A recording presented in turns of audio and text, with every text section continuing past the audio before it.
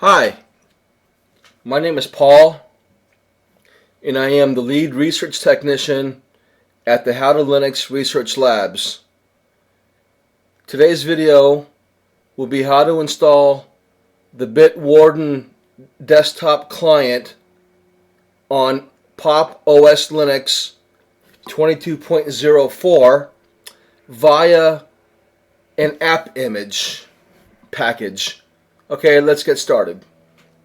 Okay, here's my POP installation 2204, and I'm going to install a program, and it's called Bitwarden, and it'll be a desktop client for Linux, and it'll be in sync with Bitwarden's cloud servers. And essentially what it does is it syncs all of your devices. So it's in a nutshell, it's secure cloud syncing, and it lets you access your sensitive information from anywhere on any device. Okay, so we're going to install the desktop client to interact with the cloud server, and it's going to be a desktop Linux client, and we're going to use the app image method of installing it. Of course, there's other ways of installing it on different distros: APT, DNF, Zipper, Pacman, depending on your distro. There's snaps and Flatpaks. You can even install from source. Build, compile, and install from source as well. So there's, you've got, you got a few options. So app image is another method of installation on Linux. So we're going to go ahead and I'm going to demonstrate that today. Now, first thing we're going to do is we're going to have to go to the Bitwarden homepage. So go to my browser here.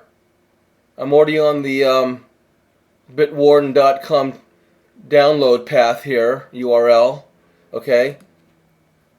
So once we're on the download page here, we're going to scroll down and look for the Linux entry.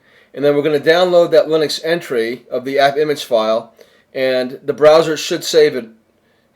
Typically, the default location for download saving on most browsers, I think, is pretty much the download folder. So once we download it, then we'll look for it in our download directory, and then we'll proceed to the next step. Okay.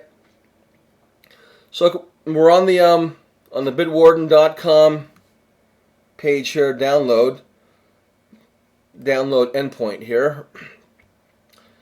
I've already created my own account, my free account, and I've logged in.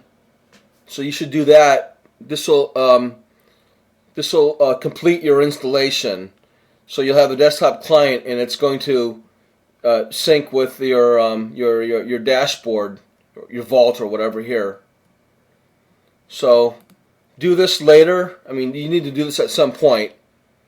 So do this, create the free account, log in, and you'll wind up on their vault here. Okay, so that'll be the cloud part of it, and what we're going to do is the desktop client part. Okay, so I'm just going to scroll down real quick here. There's not a lot here to really digest. You can read everything later on your own. Get some information, what it does and whatnot. You can even have it as an extension in your browser. I'm not going to do that today. You see all the browsers that are available to support their extension.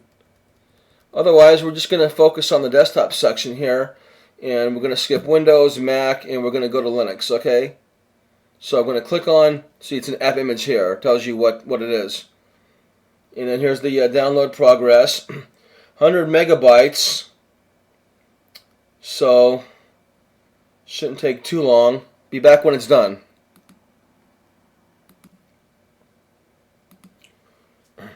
Okay, download's complete. So I can X that out. Minimize the browser. Go to my command line terminal here, and I'm going to CD into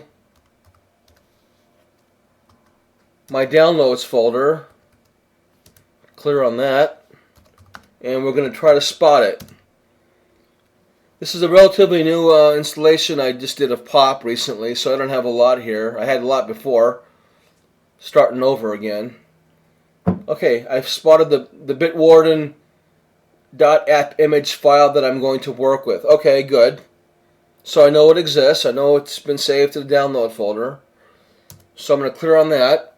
And the second step we're going to have to perform is we're going to have to give this app image file the necessary execute permission. So you've heard of RWX. We're going to have to give this one the X permission so we can execute it. Okay, I'm logged in as Paul, regular user. So let's go ahead and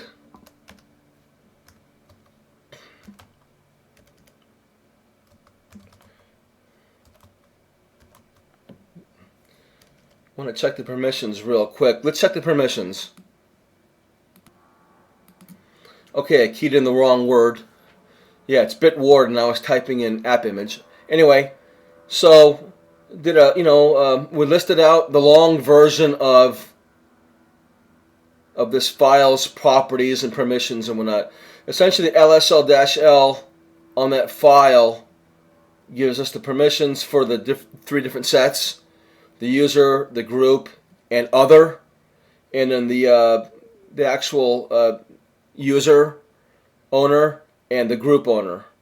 So we're good here. I'm going to just go ahead and see what the permissions are set for these two sets, and do I have to set anything for other or whatever. Okay, so at this point I wouldn't be able to run it because there's neither set has the executable bit here or permission. Okay, so that's easily remedied by doing and then once we're done, I'm going to just put, I could put X for all three sets. I'm just going to do it for the user. That's good enough. So I'm going to go into it. I'm going to invoke the sudo escalation privilege here, and then I'm going to do a chmod. That's change mode, and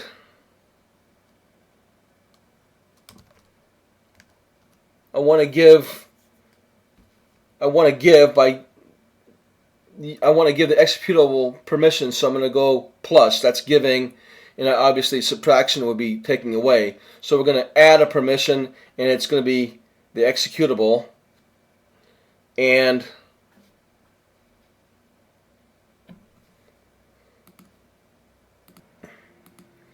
okay, here's the complete valid and legitimate command.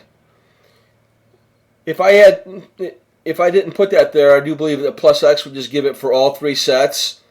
Since I just wanted to target the user, this should cover just only the user.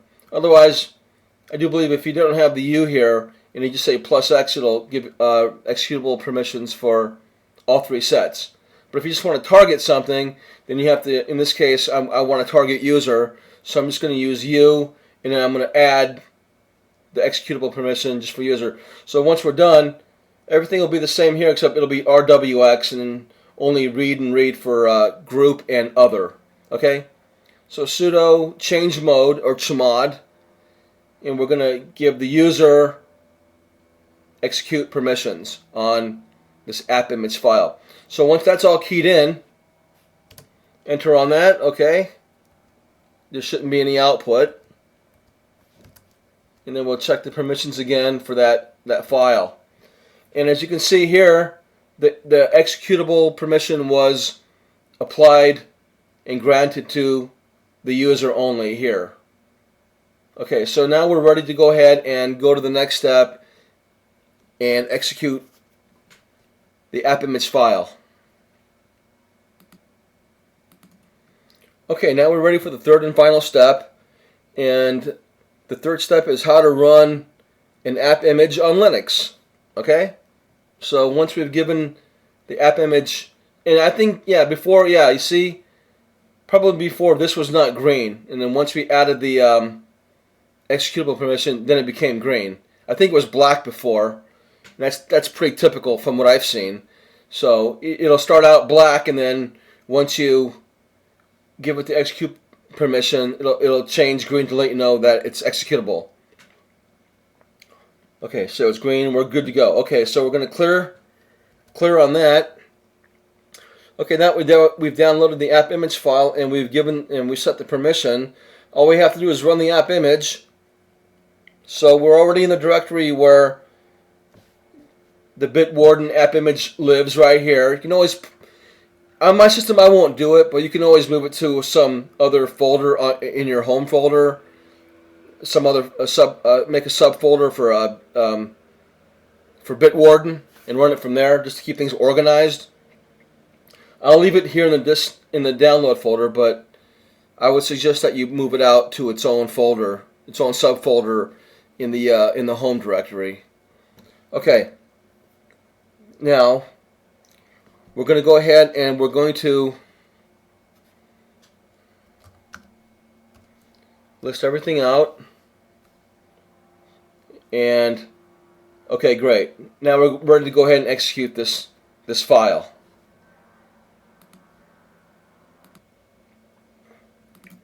Okay, so there's two ways of running the app image file. There's the command line, which will do that, and we'll also go into the file manager, and we're going to go into the download folder where it lives and launch it from here. Now from here, you can probably try different ways of doing it. A couple of different ways, I do believe. Right click and run. Open. Not about open, but certainly run. I think we'll do it. Otherwise, you can just do a standard, just like on Windows, a standard double click, like I just did there, and there's the desktop client right there. Then you just log in. You see it's the desktop client, right? Right here. I'm not sure. Yeah, it's probably not. It's not the kind of program that's going to show up in your application drawer. I don't believe. It doesn't run that way. It doesn't actually install. So don't look for it in your application folders. As you can see, it's nowhere to be found here, and that's the way it's meant to be. Most of the other packages are going to wind up in your application folder, but not app images. They don't wind up here. You have to go into your file manager or into the terminal and launch it that way. There are programs called app image launchers, which I have worked with, and I'll make a video of that again sometime in the future. And that kind of helps give some kind of a GUI help, some kind of GUI help to launching, a GUI face, a launcher to kind of help you centralize your app images and to manage them. But in lieu of having the app image launcher installed, you're going to have to go into your file manager, into the GUI, and double click, or go to the terminal, and we'll launch it that way with a /. I just wanted to show you that it's not going to be found in the application folder, and that's the way it's supposed to be. So if you don't find it there, don't worry about it. Okay, so then you just log in to the account you created, and you wind up I'm not sure what you're actually going to be seeing here. I'm not going to log in. I'm not going to get into all that right now. But once you log in, then this will be populated, and you'll be you're going to be able to use your Bitwarden desktop client with your local file system this way. Okay, and we'll check the version here, and then a bunch of other stuff. You can check for updates and whatnot. And we're on version 2023.5.1. Okay. Okay, good. So that's fine. Alright, so I'm going to go ahead and X out of there, and that closes the program. And then we're going to go back into the download folder. It's been a while since I've done this, so I'm hoping that this is going to actually, I'm going to remember how to do this. Otherwise, I think it's a / on that, just like you would execute any other executable, like a shell script or whatnot. And then enter on that. And get some output there, and okay, good. So they both work. The GUI through the file manager and the / in the terminal from the download folder where the app image file lives. And that's it. And you log in, and then it'll populate, and you can take it from there and learn how to use it. So you have to keep this open. Otherwise, if you kill the server or whatever this is on the back end here, it'll kill the desktop client, and vice versa. I do believe if you kill the desktop client, it'll kill the server here. And this is also a good place to come to look. I do believe that as you make changes here, they will reflect here in some text mode, so you can kind of see what it'll kind of reflect what you're doing. This is also a good place to come for like troubleshooting and whatnot. Bunch of gibberish here. You have to go through it and try to understand and decrypt everything and make some sense of it best you can. Otherwise that's good. And like I said, there's an app image, a launcher that you can also look into installing as well to help you manage your app images. And don't forget that the app images doesn't actually get installed in your system, but all the dependencies are all taken care of. They're all bundled into the app image file. So there's Bitwarden desktop client for Linux on Pop! OS Linux 22.04. And in closing,